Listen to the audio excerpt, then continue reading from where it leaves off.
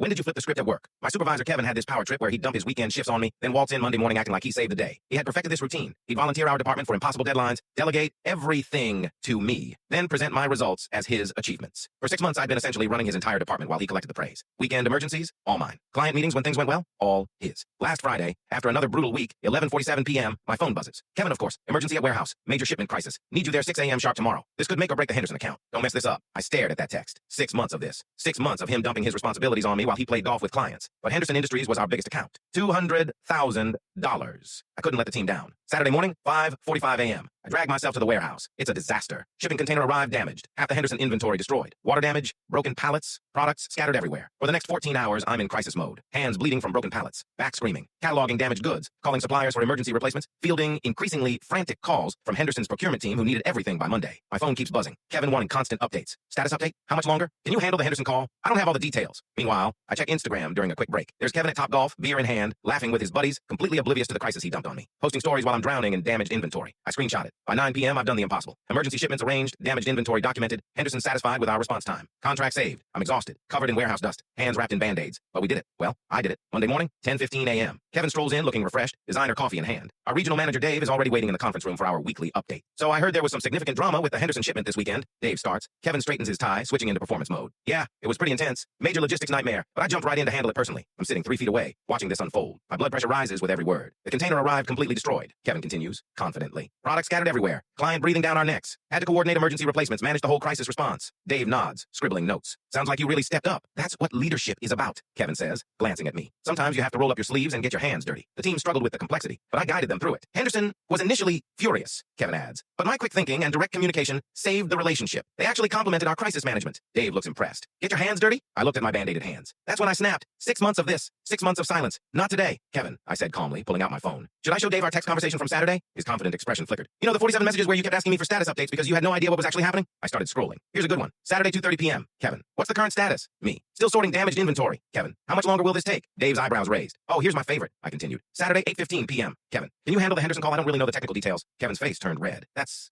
taken completely out of context. Is it though? I kept scrolling. Because there's also this. I turned my phone toward Dave, showing Kevin's Instagram story. GPS timestamp shows you were at Topgolf from noon to 10 p.m. Impressive, Kevin. Managing a warehouse crisis from the driving range. The conference room fell silent. Dave looked from the phone to Kevin, then back to me. So you handled this entire weekend crisis alone? Dave asked me directly. 14 hours, start to finish. Dave closed his notepad and stood up. Kevin, I need to see you in my office. Now, as they walked out, Kevin shot me a death glare. I just smiled and started organizing my actual work. 25 minutes later, Dave returned, alone. Congratulations on your promotion, he said. Kevin won't need his office anymore. Turns out, Kevin had been systematically taking credit for his entire team's work for over a year. My text receipts were just the final evidence Dave needed. Sometimes the best revenge isn't elaborate. It's just showing the receipts at the perfect moment.